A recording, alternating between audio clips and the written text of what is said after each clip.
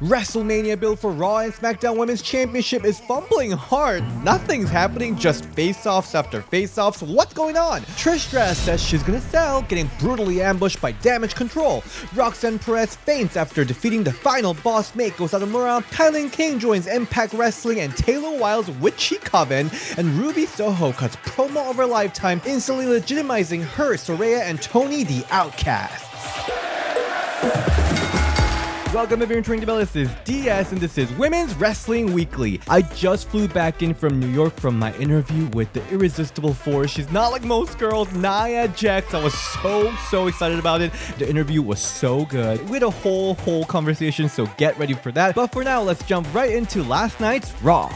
We only have 2 more Raws until WrestleMania, but WWE is really acting like they have like 2 whole months or something. Because for the Raw Women's Championship Bianca vs. Asuka feud, the intern decided to copy and paste the script from last 2 weeks, so the same happened. What did I love though? Chelsea Green. Chelsea Green was awesome here, so we got Bianca Belair versus Chelsea Green, kind of like how we got Bianca Belair versus Carmella last week, but this was a bit fresher given that they didn't have like 100 matches together already. And Chelsea, let me speak to your manager, Green can totally be another comedy character in WWE, but no, just like how vicious she was in her match against Asuka, she brought her A game to Bianca Belair, and she looked really menacing, vicious, and unpredictable. And Carmella also did an amazing job interfering from outside. That super kick was awesome, and I'm telling you, I really love this team of Carmella and Chelsea. But at the end, Bianca Belair hits her KOD out of nowhere to defeat Chelsea Green, and just like last week, Carmella and Chelsea gang up on EST, and Asuka runs in for a save, kicks the heck out of Chelsea, and Asuka this week teases Bianca with the Raw Women's Championship for a little bit, playing it like a guitar, and Bianca not having it, and as she finally hands her the title, blue mist starts oozing out of Asuka. This would have been really wild and really creepy, only if we didn't do the same stuff a couple weeks ago. Like, sis, what's going on? We only have like 2 more Raw until Mania. Asuka should have showered Bianca with the blue mist by now. Where's the animosity? Where's the intensity? And just like I feared, next week we're getting Can They Coexist? Yeah, WWE is doing this shit again, having them team up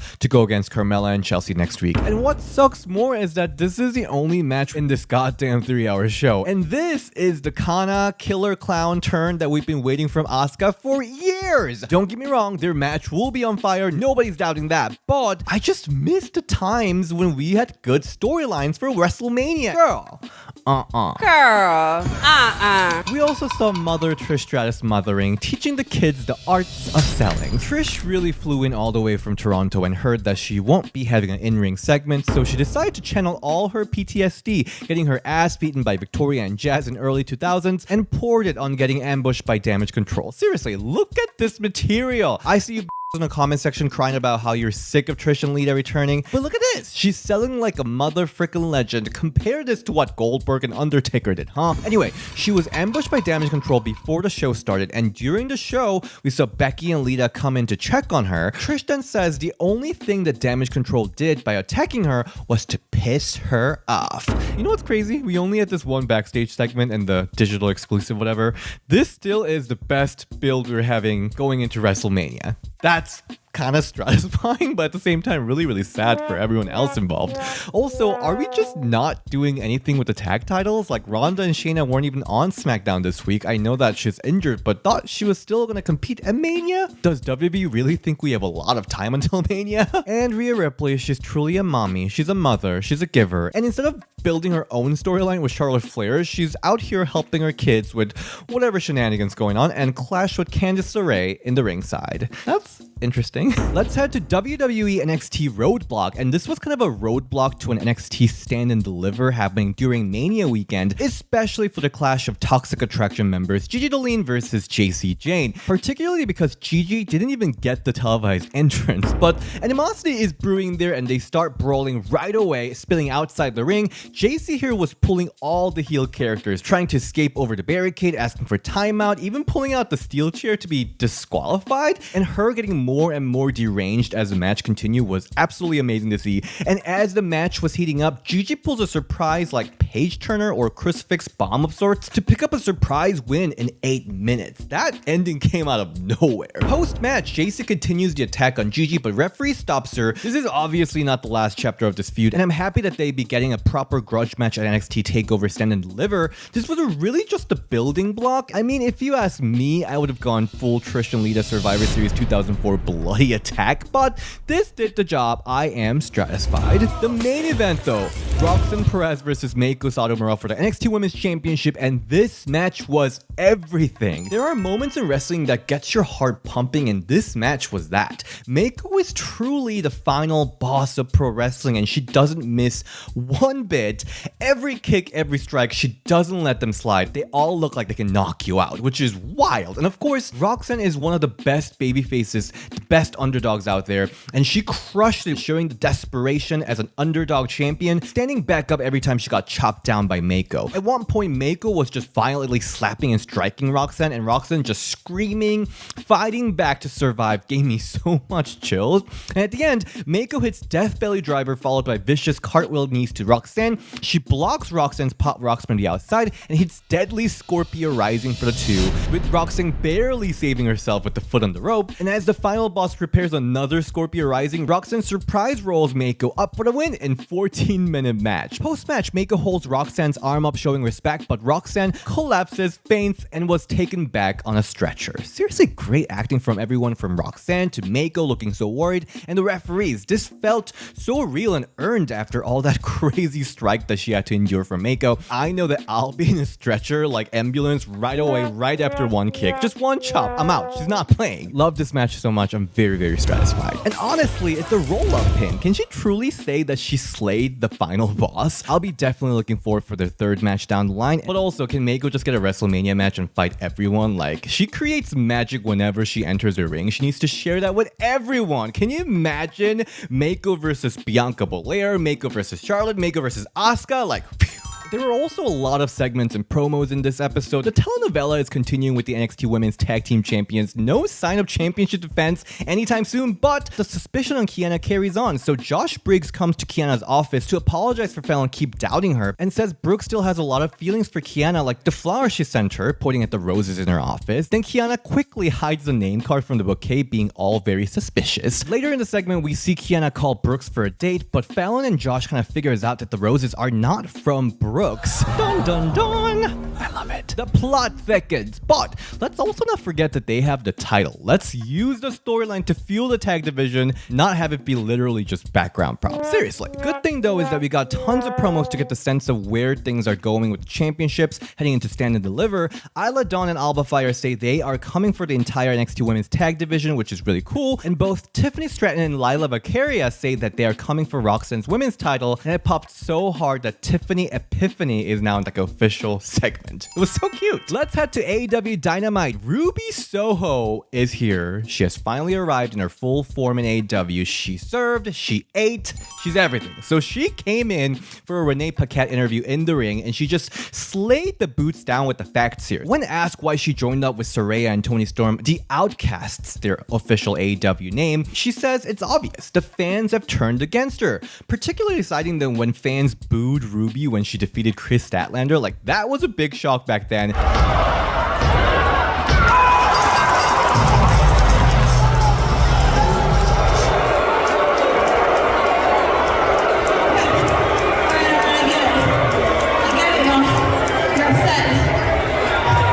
She then speaks for Toni and Saraya, saying that AEW didn't even recognize Toni as a proper champion, and then the fans started booing Saraya, who returned from freaking career-ending injury. Are you kidding me? She said they arrived in AEW to build this division, build this women's division, but the fans and the rookies in the backstage didn't support them. AEW women's division is built on broken foundations, so they are going to completely break it and rebuild it.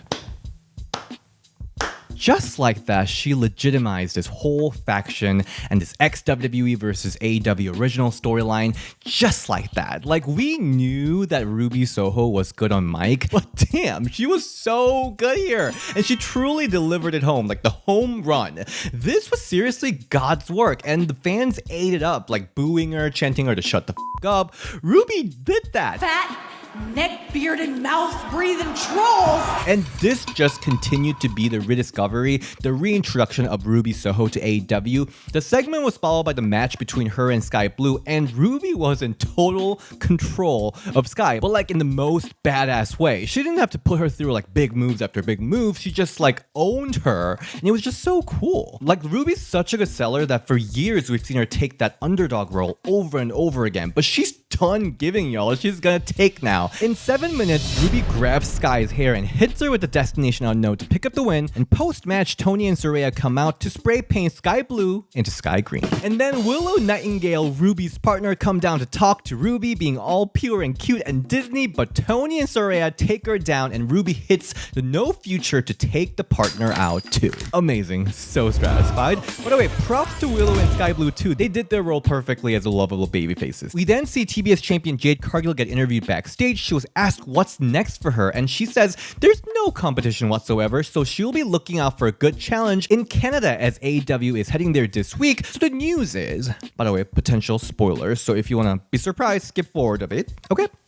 We good? The news is that Taya Valkyrie, who is an Impact as a Knockouts Tag Team Champion, would be leaving the company, and she might be coming to WWE or AEW. And given that she's a Canadian wrestler, I think this might be where Taya might be landing next. I don't know necessarily if Taya will be the one to end Jade's reign, but also at this point, I don't know who will, so we shall see. On Impact Wrestling, we had Jordynne Grace versus Alex Gracia. Jordan here looked like a beast. Like, it's insane how jacked she looked. Like, she can break me in half. Anyway, in 3 minutes, Grace destroys Gracia with spinning powerbomb followed by Grace Driver for the win. It's also confirmed that she will have the Knockouts Championship match at Sacrifice, so her versus Mickie James Part 2, baby. It'll be amazing. We then saw Killer Kelly in the ring for a promo. She says she's sick of Taylor Wilde's silly games in her tarot card. Then the witchy Taylor Wilde comes out and tells Killer to pick a tarot card, which she declines. Then Taylor picks a card for her, and it says Tower card, signifying big changes and chaos. And this leads to KiLynn King nailing Kelly with the steel chair and a reverse death belly driver, making a huge impact. I guess she's the big chaos the card was talking about. Following this segment, the Death Dolls teleport into backstage to console Killer and tells her that witches can't be trusted. And as Killer Kelly walk out saying she's not afraid of them, Wilde and King walk in saying Death Dolls are just jealous because Wilde and King are mere human, but they can still use dark magic to connect with the undead realm. I don't know about you, but I personally really love this undead realm universe. I want to know more about it. Then Rosemary challenges King and Wilde for a tag team championship match, but Wilde should put her dark magic on the line if they lose. So it's a title versus magical power. That's new. Given that Taylor just started wielding magic as a witch, I don't see her losing it anytime soon, so maybe title might be changing. Knockouts tag division has been struggling for a bit due to lack of challenge and interesting storylines, but I'm kind of intrigued about this whole clash of two mystical teams. And KiLynn King, as we know from AEW, is such a great wrestler. Just the way she towers over everyone and her skill inside the ring should be a great addition to Impact Wrestling. And as for Killer Kelly, this is kind of a departure from her bizarre, pain-loving S&M character, which I love so much, so I'm kind of hesitant to let that go yet, but we shall see where this goes. At least, I gotta say, I love that all these storylines are tangled together. For the main event, we saw Mickie James versus Giselle Shaw for the Knockouts Championship with Deonna Purrazzo in the commentary. By the way, Giselle's gear was like another level sexy, like super sexy cut. And another banger of a match for Mickie James. The match got really heated by the end when Jay Vidal and Savannah Evans started getting involved. Mickie dives out from the top rope to outside to take them out, but Giselle nails Mickie with the kick using the distraction. But Mickie fights Giselle off, setting up the Mickie DT, but Jay and Savannah both come on top of Apron for another distraction. Deonna then takes Jay Vidal out, and as referee was distracted by Evans, Deonna comes in to flip Giselle over for Mickie to pick up a roll-up victory, helping her arch nemesis Mickie win and retain the title. This was a really fun match. Glad Giselle is continuing to slay in and outside of the ring, and I love that she does the K-pop hearts, and I'm really curious where this Deonna helping out Mickie can go. The possibility is endless. As Mickie is wrapping up her career here in Impact Wrestling, I'm sure Deonna will end up clashing with Mickie one last time, so that will be amazing to see again. I'm very satisfied. And it was was just announced that on Multiverse United Impact vs New Japan Pro Wrestling, Miki will be defending her title against Diana, Giselle, and Miyu Yamashita of Tokyo Joshi Pro, which is, by the way, not New Japan or Stardom, so I wonder what's going on there. On AEW Rampage, women main evented, and it was Riho versus Nyla Rose in a singles match, and what a banger of a match. I mean, obviously we know that Riho and Nyla can go, but they slayed with this classic David versus Goliath. But even cooler, because Riho is so small and kawaii, and Nyla can do all these cool moves that most powerhouses can't do. Like, I always love her flying knee. It's so good to watch. The big story here was Riho trying to pick up Nyla for a scoop slam or something like that, not happening until very end, where Riho was able to finally hit Nyla with the surprise northern suplex, which was an amazing moment. Nyla kicks out though, and Riho backs into the corner for a running knee strike when Marina trips her. Nyla then attempts a beast bomb, but Riho counters it with the roll of victory in 10 minutes. So good. I'm very, very satisfied. Seriously, Nyla Rose supremacy here. What more could you ask for? Like, she can wrestle, she can talk, she's funny, she's a great person, and she's inspirational. She's everything that you want. Post-match, Nyla and Marina beat Riho down, then the Outcasts come out with the green spray, and I love that Saraya had this brief moment with Marina telling her to come down with them, but Marina is like, walk away, don't remind me of the time in WWE. And the show closes with Riho getting spray painted by the Outcasts. By the amount of people they're going around attacking, I seriously think this has the potential to be the Civil War event in women's division in AEW. Have Athena, Mercedes, and Serena all join in the group, or even have someone like Madison join, so it's not just WWE versus AEW, but AEW homegrown versus outsiders. That will be amazing. On WWE SmackDown, we saw Charlotte Flair show up. I don't know why, but she looked like a kid who knows she did something wrong and waiting for a teacher in the office because she missed last week's SmackDown. Tells Adam Pearce that this is WrestleMania season and she wants a match. Any match. And I'm like, this is WrestleMania season, I want a storyline. Any storyline. Anyway, so she gets a random match against Shotzi, and I'm not really quite sure how to talk about this. Like, nothing really clicked, unfortunately. The chemistry was fully off, and Charlotte's motivation for asking for a random match is also unclear. I mean, I guess she's saying that she's a fighting champion, but she literally wasn't even present last week. I'm not blaming Charlotte, by the way. I'm just talking strictly what's presented on TV, because Charlotte actually was on SmackDown last week, but WWE just didn't use her and just use her for dark match. Like, really, WWE? And when last week's Rhea versus Liv match elevated both Liv and Rhea, Shotzi here suddenly looked like a jobber because of the booking of Charlotte just running through her without much trouble. Anyway, halfway through the match, Rhea Ripley comes down alone to watch Charlotte's match, and post-match, she grabs the mic and says she can see through Charlotte's insecurity and says she's going to take Charlotte's title off. Charlotte then says that she's very proud, she's like a mother of Rhea's whole improvement, but she is a fighting champion. She works harder than anyone, male or female, and she takes this business seriously. But seriously, what the hell is going on? This is some 2K23 face versus heel storyline template number 3. Like, what is going on? Hardworking babyface champion versus I'll take your title away heel?